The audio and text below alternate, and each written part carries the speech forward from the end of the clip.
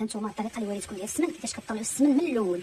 انا ديجا كيكون عندي السمن كتبقى لي نص ديال الكميه، كنعمل الزبده عاديه كنشللها مزيان، كنضيف عليها هذاك اللي عندي ديجا حار وكيبقى لي السمن. اما الطريقه من الاول. ودابا انا ديجا عندي السمن هنايا حار بزاف، غادي نضيفوا على ديك الكميه ديال السمن اللي عدلتها من الدار، وغادي ندمجوا مع بعضياتهم مزيان باش يحرر لي دغيا. حتى نتوما ملي جيتكم عملوا هاد الطريقه، خليو نص ديال الكميه حاره، جيبوا الزبده عاديه خدموها بالطريقه اللي وريتكم في الفيديو، وفي الاخير زيدوا عليها هاد السمن اللي عندكم حار، منا كيوجدكم دغيا ومنا ما كيتقطع لكم شي سمنه من الدار.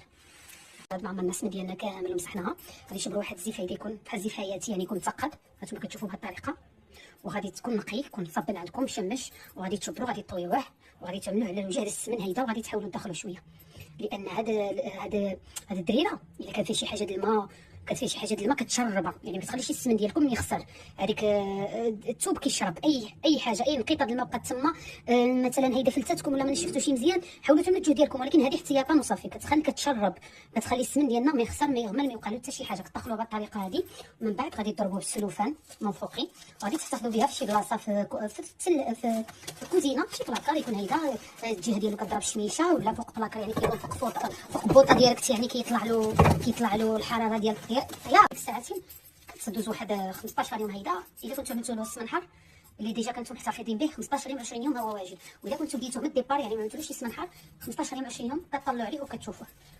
وهذا هو السمن ديالنا، والصحه والراحه، ما تبخلوش علينا باللايكات كومونتيرات فضلا وليس امرا.